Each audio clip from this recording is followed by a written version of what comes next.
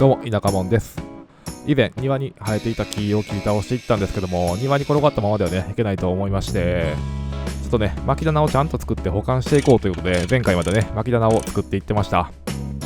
こんな感じでね、お金も時間もかなり使いましたけども、なんとかね、出来上がりました。相変わらずね、ガタガタな出来上がりですけども、保管はできるんで、これでよしとしましょ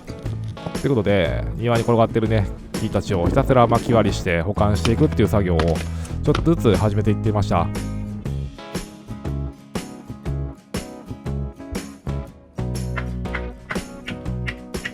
そうこうしてたらですね、近所に住む友人たちが遊びに来るがてらね、なんかいろいろ手伝ってくれるっていう話になりまして、転がったね、廃材の釘を抜いてもらうことにしました。これもね、結構一人でやってるとね、なんちゅうか、暗い気持ちになってくるんでね、人と一緒にね、ワイワイできると楽しいですよね、こういうのでね。こっちで行ったらいいんで、ここに。反対か。いや、どっちでもいいやけどさ。そう。抜けた。で、友人たちにね、ただ働きしてもらってる間に僕が何をしてるかっていうと、丸太をね、ちょっと薄切りにしていきまして、後でまたお話しするんですけども、これが欲しいっていう話だったので、作っていってました。当の本人はね、これね、まっすぐ切ってるつもりなんですけども、これは全然まっすぐ切れないもんですね。またこれはこれでなかなか技術のいるもんだなと、改めて感じましたね。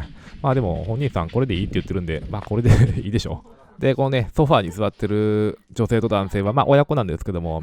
なぜかね、月1ぐらいにうちに遊びに来てお菓子持ってきてくれたり、文句も言わずにね、穴掘ったり、釘を抜いたりね、いろいろとね、手伝ってくれるっていうのは、本当にね、物好きな親子なんですよね。類は友を呼ぶってことなんですかね。月1来てるんですね。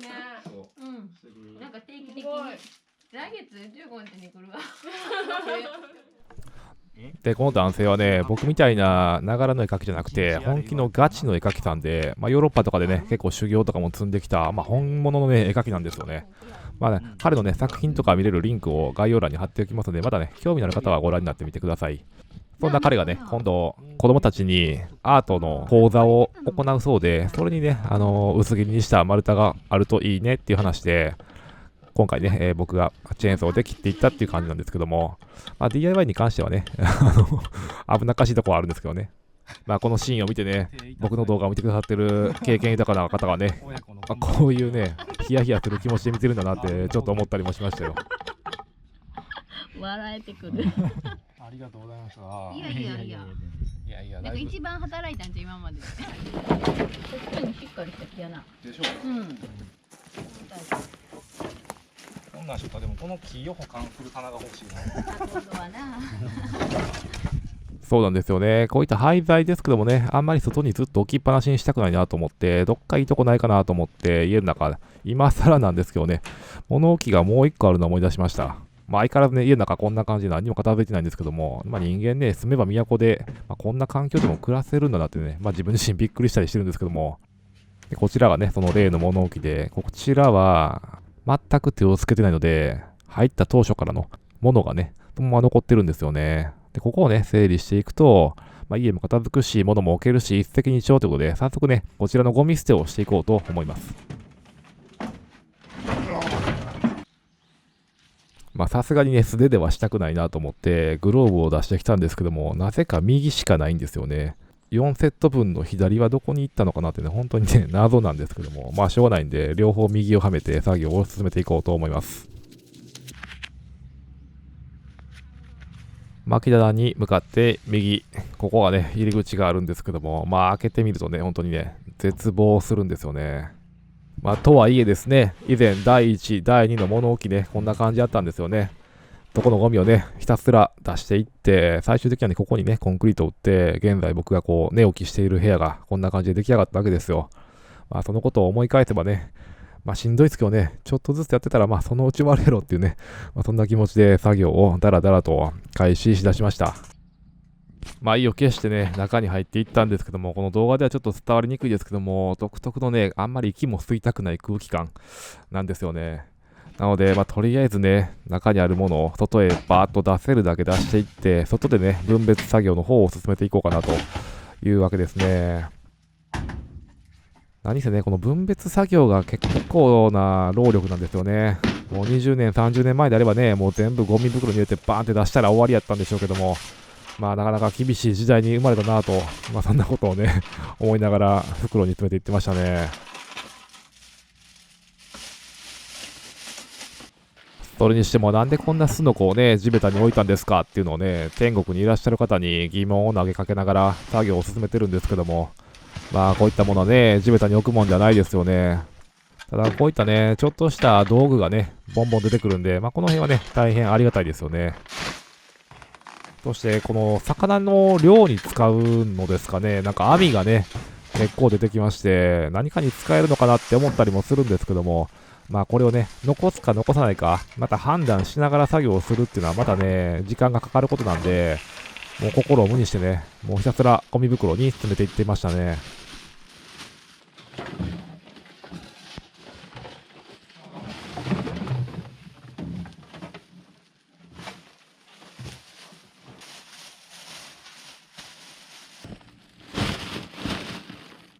これでようやくね、ちょっとは足の踏み場ができましたね。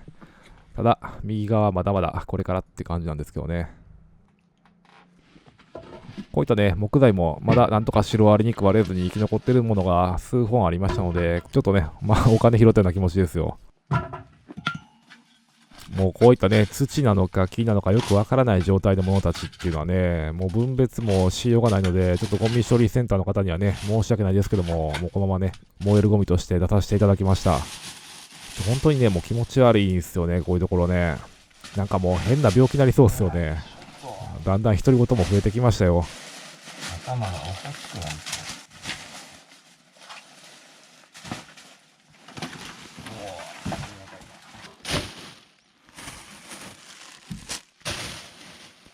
まあこんな感じで一人でブツブツと言いながらですね、だんだんとね、奥地の方へ進めるようになってきましたんで、クモの巣をね、取り払って、まあほんと積年のクモの巣ですよ、これ。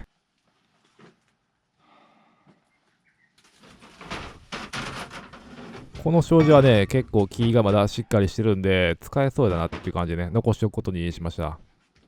で、こちらもね、結構綺麗やんと思ったんですけども、まあ下がね、もう全部食われてましたんで、処分をしていきましたね。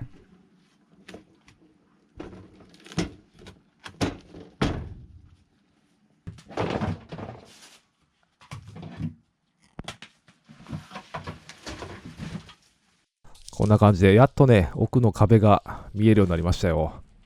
どうやらこの物置はね、後から作られたようで、結構土台とかはしっかりしてましたね。ゴミを処理していたら、電池式の噴霧器が出てきまして、以前ね、シロアリの駆除剤を巻くときに、ケチってね、手動のやつを買ったんですよね。こんな感じでね、一日中シコシコしてね、マジで腱鞘炎になるかなと思ったんですけども、まあこんな苦労をしなくてよかったんだなとね、先にね、この物置を掃除していればっていう話なんですけど。そしてね、このスキー板もね、まあ僕は使うことはないんでね、まあ売れるのかもわかんないですけども、まあ売りに行くのさえめんどくさいっていう感じなんでね、もうこれは粗大ゴミとして処分しちゃいましたね。これがね、結構謎だったんですけども、一体これは何に使うんだろうなと思ってね、なんかハサミみたいなのがついてるんですよね。まあちょっと見たことない道具なんで、まあこれは一応置いときます。まあそれは置いとくんかいって話なんですけどね。まあこんな感じでね、ある程度ゴミが溜まってきましたんで、一発ね、もうゴミ捨てに行こうと思います。まあ、片道40分ぐらいかかるんでね、まあ、ある程度早めに出ないともう受け付けてもらえないんで、ちょっと急ぎ目でね、積んでいきました。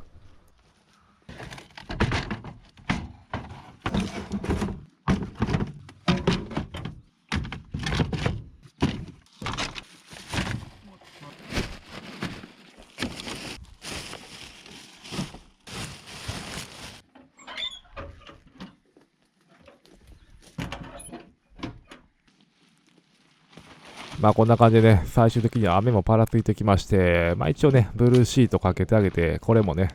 ゴミから出てきたブルーシートなんですけども、まあ拾い物しましたよ。まあこんな感じでね、一発ゴミを捨てに行って、この日の作業は終了になりました。まあこっからね、余談なんですけども、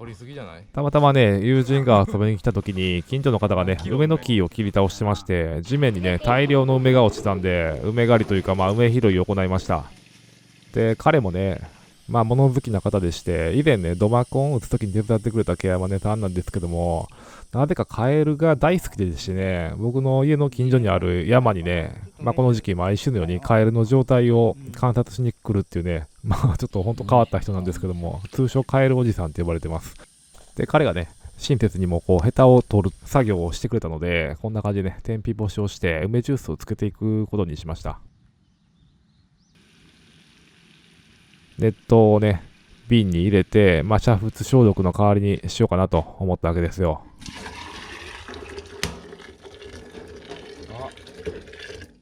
バキッチュータ。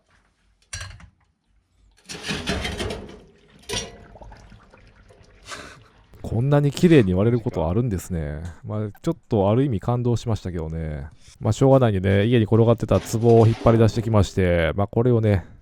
綺麗に洗って、つけていこうかなと。風情があっていいかなと思ったりもするんですけどね。一応天日干ししてみました。で、ちょっと恐るね、熱湯をかけて一応消毒しましたけど、さすがにね、割れませんでしたね。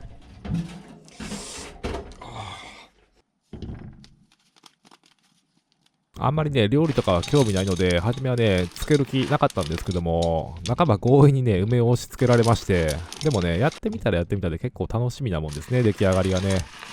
こういうのはね、田舎に住んでてよかったなと思えることの一つなのかなと思ったりもしますよね。